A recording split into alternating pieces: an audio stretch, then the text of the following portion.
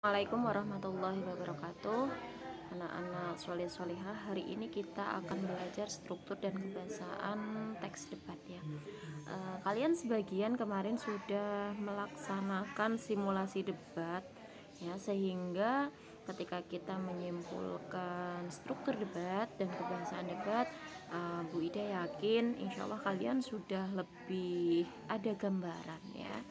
Oke, Bu Ida lanjutkan ya.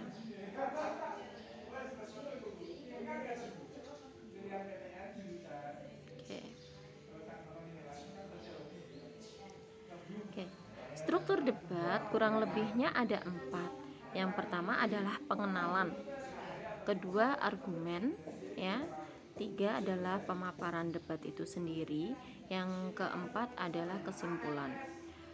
Pada sesi pengenalan, ya ini biasanya dilakukan oleh moderator dari berisi salam pembuka, ucapan syukur dan sholawat, pembacaan aturan debat, kemudian menyampaikan mosi debat hari itu, terus kemudian memperkenalkan masing-masing tim dan posisinya.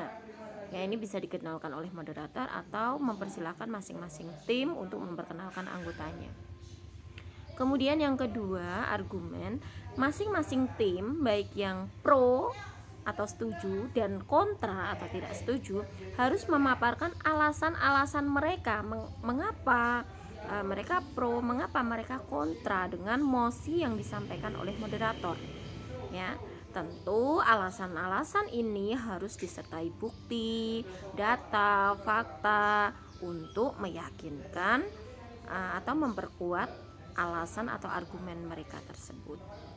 Kemudian yang ketiga adalah debat. Debat ini adalah inti dari kegiatan ini, yaitu adanya sanggahan atau bantahan mengenai pernyataan tim lawan, ya, yang mungkin dianggap lemah atau bahkan keliru.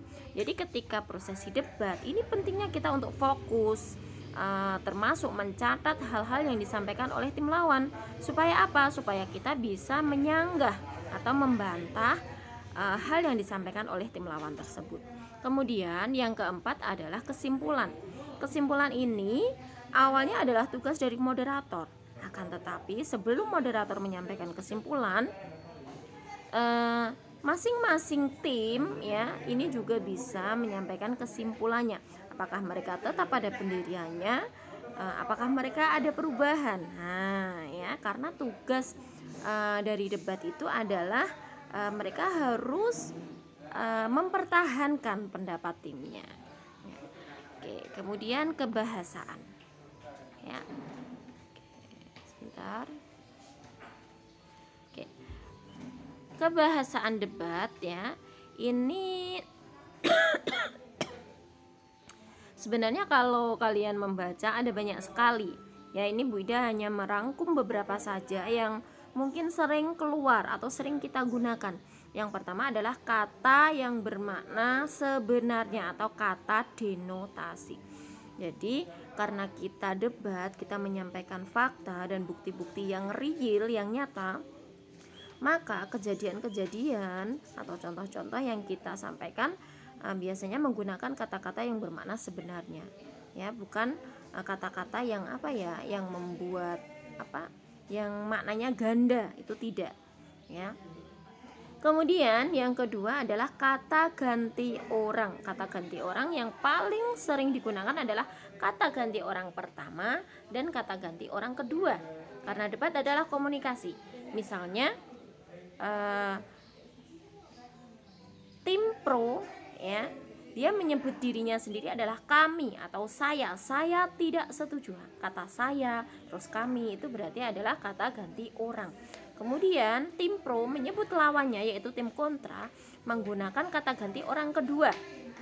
Mohon maaf, yang saudara sampaikan, saudara atau Anda.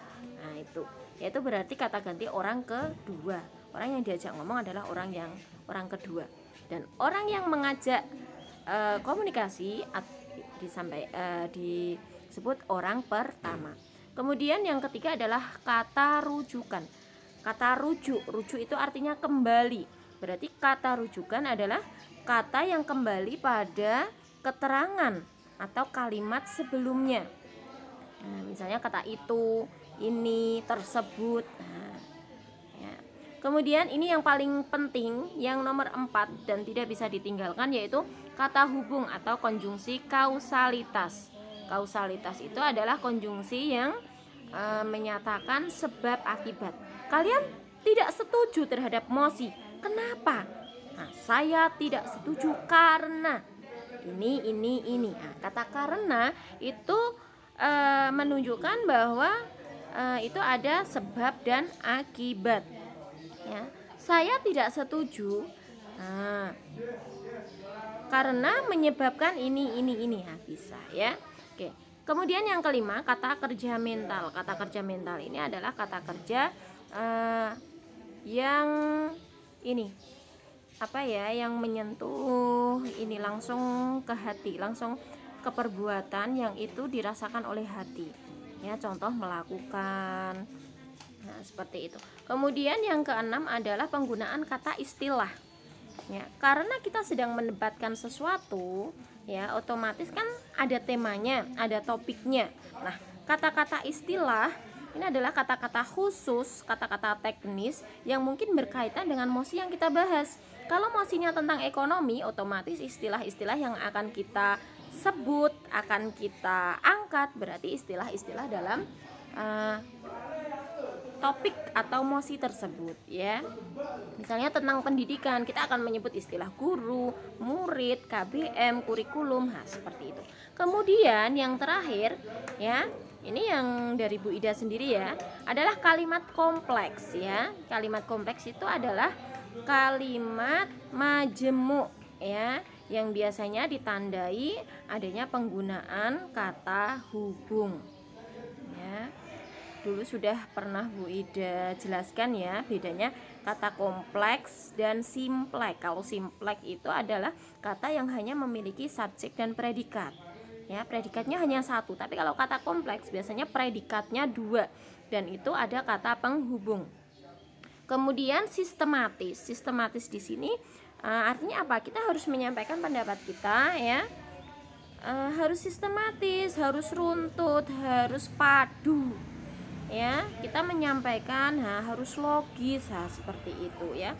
Tidak boleh loncat-loncat, tidak boleh keluar dari dari apa yang sedang kita bahas, seperti itu ya. Oke, kemudian tugas atau latihan ya, Bu Ida ganti ya, bukan tugas tapi latihan.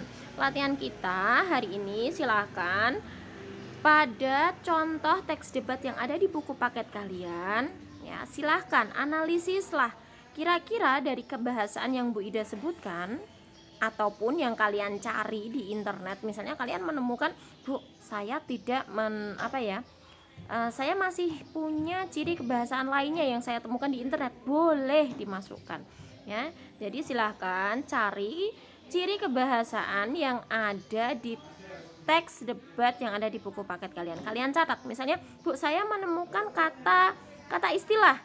Contohnya ini. Atau Bu, saya menemukan kata denotasi. Nah, contohnya ini. Minimal kalau ternyata menemukan banyak, ya cukuplah ditulis 3 atau 5 seperti itu ya. Cukup ya. Selamat mengerjakan, selamat belajar, tetap semangat.